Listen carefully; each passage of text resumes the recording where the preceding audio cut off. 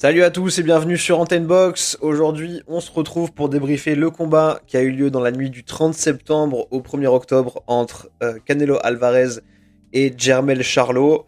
Un combat qui aura été, pour ma part, je trouve, un peu décevant, mais sans surprise. Mais je vais redévelopper.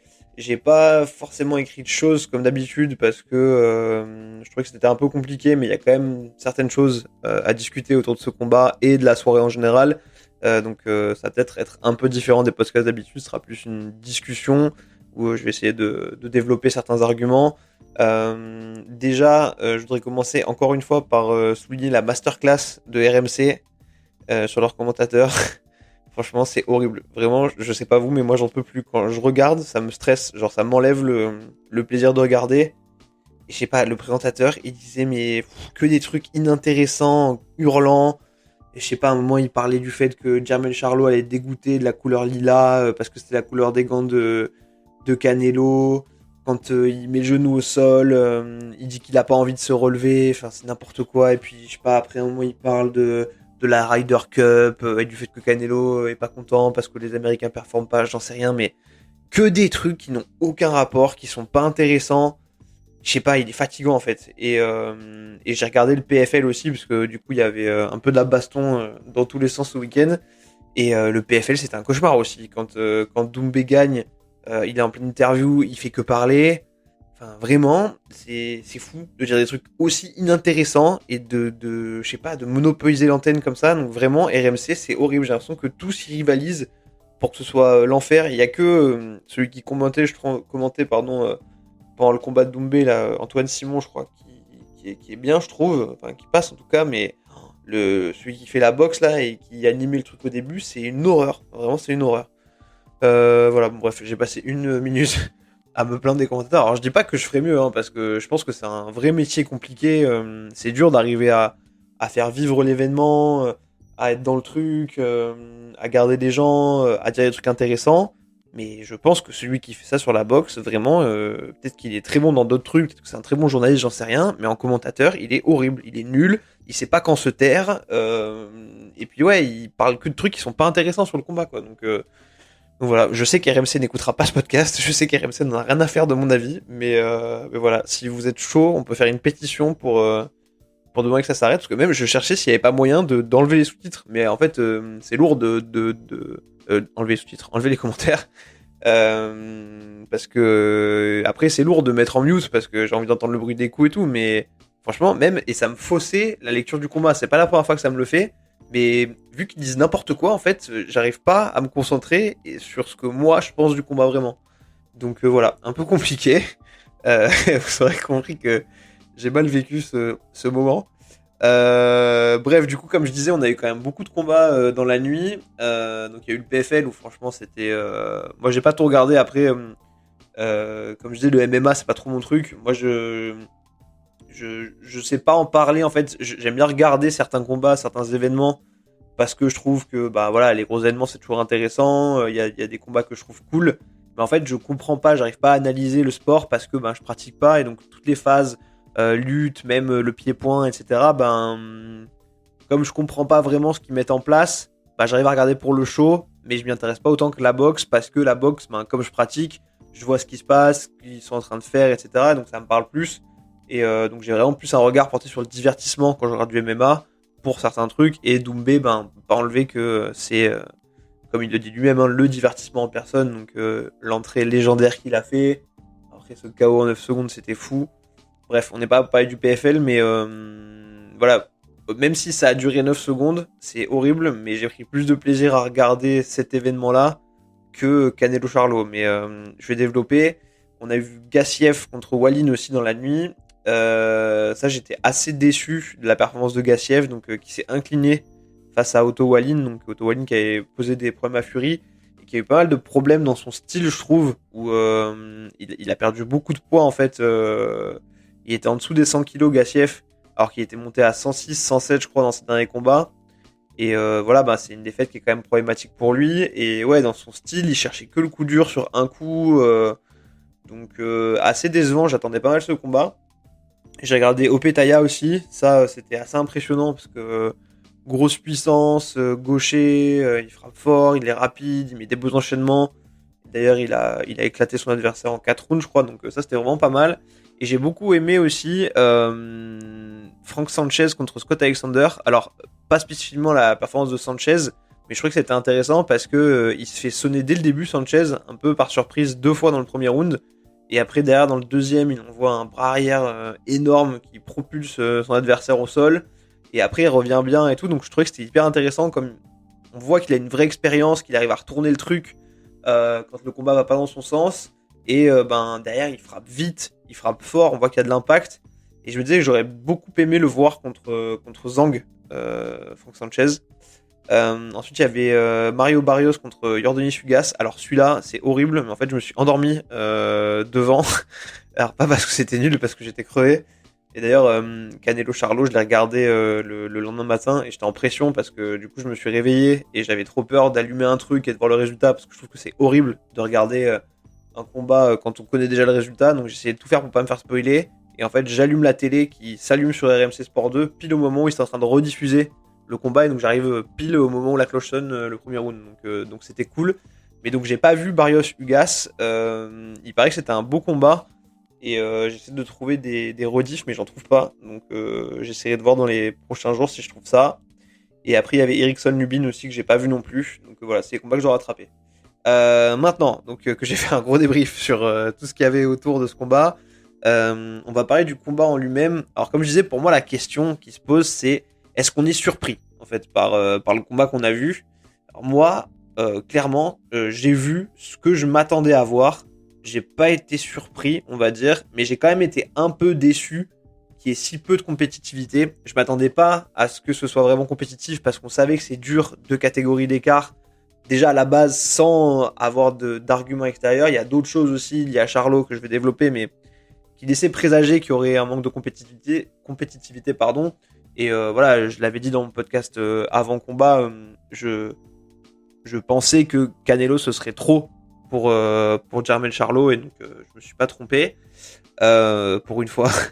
Déjà, ce qui était marquant, je trouve, au début, c'était la différence physique. Hein. On voit Canelo tout en muscles, qui a l'air beaucoup plus balèze sur le ring, et Charlo qui, même s'il est plus grand, on voit qu'il a dû un peu faire le poids aussi avec un peu de gras, donc compliqué. On voit, voilà, déjà physiquement, ça se voit qu'il va y avoir un écart et que il y en a un qui est pas forcément dans sa catégorie naturelle. Et au final, ça me fait me dire que ce qu'ils nous ont vendu quelque part finalement avec ce combat, c'est plus un storytelling, ce fameux Undisputed contre Undisputed, que un vrai combat compétitif. Et après, sur la performance, Canelo, je trouve qu'il a fait du Canelo en fait, couper le ring, mettre le pressing, étouffer, travailler en power shot, très peu de jab, comme à son habitude. Et ce qu'on entend tout le temps, et le discours qui est tenu, et que moi-même je valide, hein, c'est cette histoire de Canelo est en déclin, Canelo est en déclin. Alors oui, Canelo est en déclin depuis un moment, mais en fait, c'est un déclin normal. Il est plus dans son prime en fait, et ça on le sait depuis longtemps. Donc, je pense que ce qu'il faut intégrer, en fait, c'est que maintenant, ce qu'on voit de Canelo, là, depuis plusieurs combats en plus, c'est son style, en fait. Et il va pas changer. Et j'ai l'impression que les gens s'attendent à chaque fois à revoir le Canelo de Golovkin 1 et 2, que d'un coup, ils reviennent à cette ancienne version-là. Mais en fait, c'est plus possible et on le verra plus. Et il faut vivre avec ce truc-là, de se dire, aujourd'hui, c'est un autre Canelo. Et j'avais pris une fois la comparaison avec Ali, où il s'était créé un style qui lui permettait de durer, donc ce fameux style où il restait dans les cordes, etc. Canelo, c'est un peu pareil. Il a façonné un style qui est capable de l'amener dans ces dernières années de boxe à être compétitif parce qu'il a plus la caisse, les capacités de faire ce qu'il faisait avant. Canelo, il a quand même une très longue carrière aussi au global, hein, que ce soit avec les amateurs. Il a commencé très jeune, donc à un moment, il faut aussi s'adapter pour durer. Et je trouve que voilà, cet argument-là, oui, il est en déclin parce que oui, il est plus à son prime, mais en fait, il faut se le dire, c'est un autre Canelo, et on ne le verra plus faire ce qu'il faisait avant. Donc il faut arrêter de vivre dans cette espèce d'illusion que un jour, d'un coup, Canelo va réapparaître comme avant. Et la question qu'on doit se poser maintenant, c'est qui va battre cette version-là de Canelo? Qui va battre ce style-là de Canelo? Donc voilà, c'est un peu ça que je voulais rappeler et que je trouve intéressant. Après, on entend aussi beaucoup qu'il est prévisible. Alors c'est vrai, souvent il a cette espèce d'enchaînement gauche-gauche, crochet droit. On on sait ce qu'il va faire, le pressing, les mains hautes, blocage, remise en force, très peu de jab, etc., couper le ring.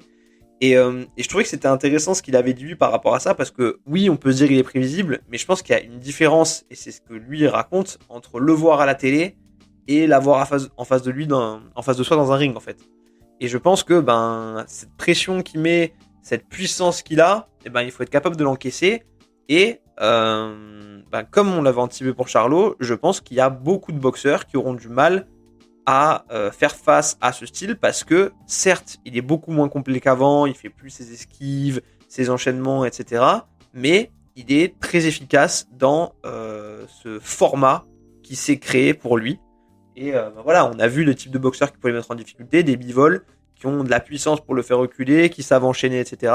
Après, on l'a vu quand même avec un meilleur cardio contre Charlo, donc là-dessus, c'est positif parce que oui, il consolide son style, mais il a amélioré son cardio. Je trouve que même parfois, il en faisait un peu trop où il se levait tout le temps avant la cloche. Il trottinait un peu pour montrer que voilà, qu'il était en forme et tout. Après, ce qui est sûr, je pense, c'est que auparavant, il aurait probablement terminé Charlo. Là, il n'a pas réussi à le faire. Et un autre truc que je trouve intéressant chez Canelo, c'est, je sais pas si ça vous fait ça, mais je trouve vraiment qu'il a ce côté très robot, sans émotion maintenant. Quand on le voit, il a toujours le visage très fermé et on n'arrive pas à lire sur son visage la moindre émotion. Et ça m'a un peu frappé parce que je trouve que Charlo, on voyait quand même qu'il était expressif dans comment il gérait le combat. Il y a beaucoup de boxeurs qui sont comme ça. On voit les émotions qui les traversent au fil du combat. Canelo, il a toujours le même visage, la même attitude, le même format. Et je trouve que c'est dommage parce que ouais, il s'est un peu robotisé là-dessus. Sur la performance de Charlo, du coup, parce que comme je disais, je pense que Canelo, il a fait ce qu'on savait qu'il ferait, il a mis en place ce qu'il devait faire et il a bien fait ce qu'il fait maintenant, qui est moins bien que ce qu'il faisait quand c'était le Canelo d'autrefois. Mais pour ce Canelo-là, il a mis en place ce qu'il devait faire. Et c'est plus pour moi Charlo qui a pas su saisir sa chance. Alors pareil, il y a souvent cette expression de il était content d'être là. Alors je trouve que c'est facile de dire ça aussi. Alors je suis pas en désaccord avec cette formule, mais je trouve qu'on l'a dit beaucoup depuis qu'il y a eu cette histoire avec Cyril Gane contre John Jones, s'il était content d'être là, etc. Là, je sais pas s'il était content d'être là. Je pense plus. Alors je pinaille, mais je dirais plus qu'il était satisfait d'être là en fait. Content d'être là, ça veut dire juste je m'en contente, etc. Satisfait, c'est je vais faire les choses, mais j'ai quand même conscience que j'ai pas trop de chance. Et c'est cette petite différence que je trouve importante parce que bon, il a quand même été là, il a fait son combat, il est allé au bout, etc. Mais c'est vrai qu'on l'a pas vu se dire je sors les dents parce que je suis capable de faire un résultat. Et c'est ça qui m'a un peu déçu. Après, concrètement, il avait pas vraiment les armes pour faire quoi que ce soit parce que déjà, il avait ce qu'on appelle le ring rust, donc longtemps qu'il n'avait pas été dans un combat, je crois 15 mois. Donc c'est dur, hein, cette rouille du ring, cette usure qu'on peut avoir quand on combat pas régulièrement. Et là en plus, son combat qui reprend, c'est 2 catégories au-dessus contre Canelo, donc c'est pas rien. Il s'était cassé la main, donc ça, pareil, ça peut avoir des grosses conséquences sur la puissance. Et c'était important d'avoir de la puissance face à un Canelo. Et je l'avais dit aussi dans le podcast avant le combat, on sait que Mayweather, il s'est jamais vraiment, il a plus été le même boxeur après s'être cassé les mains. Parce que ça a gravement impacté la puissance qu'il pouvait mettre. Et du coup, c'est ça le truc final, c'est que il y avait très peu d'impact au final dans les coups de Charlo. Alors aussi peut-être lié au fait qu'il ait dû monter de 2 catégories. Et en fait, ça s'est ressenti, quoi. On voyait un vrai différentiel de puissance entre les deux. Et on pouvait se dire qu'en fait, d'une, il n'était pas assez fort pour faire reculer Canelo, ce qu'il aurait besoin de faire. Et de deux, il n'était pas capable de mettre assez de débit, ou en tout cas, il n'a pas mis assez de débit dans ses coups, très peu de séries, pour être capable de marquer des points et de se déplacer et d'essayer de gagner le combat au point. Et d'ailleurs, j'ai trouvé que ces mouvements, qui d'habitude sont assez bons parce qu'il s'est boxé en avançant, en reculant, étaient assez stériles cette fois parce que je trouvais qu'il faisait que ça pour beaucoup reculer dans les cordes, ce qui faisait le jeu au final de Canelo. Et même son travail du jab, je l'ai trouvé assez inconsistant en fait, où parfois il le mettait juste pour le mettre dans la garde, mais pas pour surprendre, ou pas pour envoyer une série derrière et préparer son attaque, ou même pas pour empêcher Canelo d'avancer, c'était juste je t'envoie le jab un peu comme ça. Donc pareil, ça m'a un peu déçu. Et c'est vrai par contre que j'ai trouvé qu'il était très très en mode survie. Après on peut pas dire qu'il a pas de courage parce que il va au tapis au 7ème, il se prend quand même des gros coups aussi. mais il va au bout du combat, ce que beaucoup n'ont pas réussi à faire face à Canelo. Je trouve qu'il avait un réveil tardif dans le dernier round. Il laisse un peu cette impression de il aurait pu faire un truc peut-être.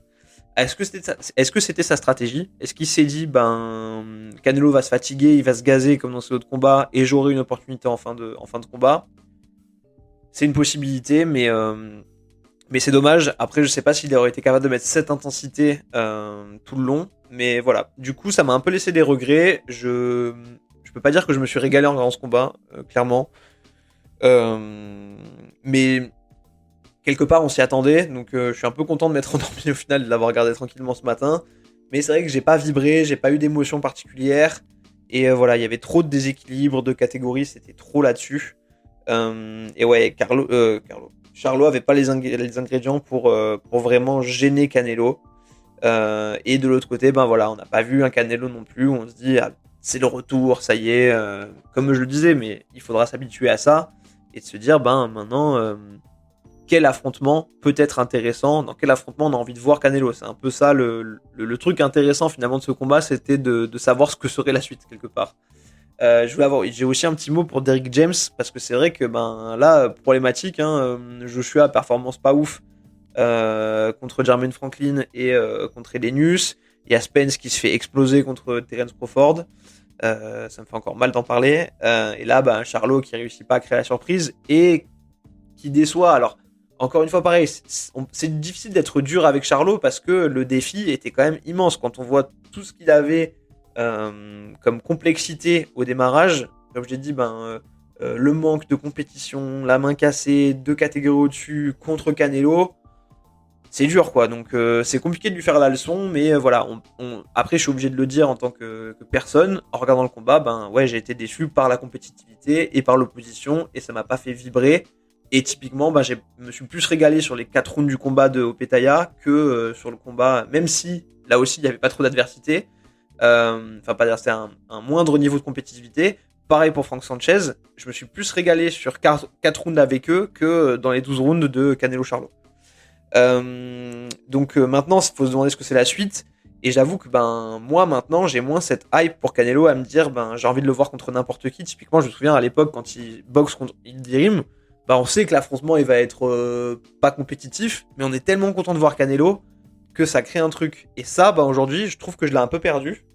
Et il a eu son run chez Super Moyen qui était quand même génial, où il fait Callum Smith, Billy Joe Saunders, Plant, où là tout le monde suivait parce qu'il y avait cet objectif. Et maintenant, je me dis, j'ai pas envie de regarder Canelo juste pour regarder Canelo, parce que cette version de Canelo ne m'apporte plus le plaisir que j'avais à le regarder. Et donc si je veux voir Canelo, c'est pour des affrontements qui sont compétitifs, type Benavidez, type Morel Junior, type Mbili pour le côté français. Après il y a Andrade peut-être, mais moi ça m'enthousiasme pas des masses. Mais voilà, il y a quelques boxeurs que j'ai envie de voir. Et je pense que malheureusement, on n'aura pas ces affrontements. Alors peut-être qu'on va avoir une surprise de ouf et qu'ils vont annoncer Benavidez. J'espère vraiment qu'ils vont pas nous annoncer Jermall Charlo. Mais c'est ce que je pense qui risque d'arriver. Mais voilà, il a encore un deal de 2 combats. On parle aussi beaucoup de Terence Crawford. Mais pareil, moi, c'est pas vraiment un affrontement que j'ai envie de voir. Enfin, là, je veux le voir contre un autre super moyen. J'ai écouté le débrief de JC de Box Attitude. Et je suis complètement d'accord avec lui en fait. Oui, ça peut être marrant de voir Crawford Canelo, mais c'est pas ça qu'on veut voir aujourd'hui. On veut voir Canelo défendre ses ceintures de super moyens contre des super moyens, des vrais super moyens qui vont montrer ce que vaut vraiment cette nouvelle version de Canelo et ce qu'on doit en attendre en fait. Donc voilà, c'est un peu ce que j'attends et ce que j'ai pensé de ce combat. N'hésitez pas à me dire en commentaire ce que vous en avez pensé aussi et contre qui vous aimeriez voir maintenant Canelo, en espérant que PBC nous fasse de belles surprises. Je pense qu'on a fait le tour, donc si vous avez aimé ce podcast, comme d'hab, n'hésitez pas à liker, à vous abonner à la page, à commenter aussi, ça m'aide pour le référencement, tout ça, et puis c'est toujours un plaisir de vous lire et de discuter avec vous. Sur les plateformes de podcast, vous pouvez mettre une bonne note aussi. Mais je crois que c'est tout ce que vous pouvez faire. Vous pouvez aussi le partager, dire à quel point ce podcast est merveilleux et passionnant. Je vous dis, moi, du coup, à très bientôt sur Antenne Box pour un prochain combat. Salut!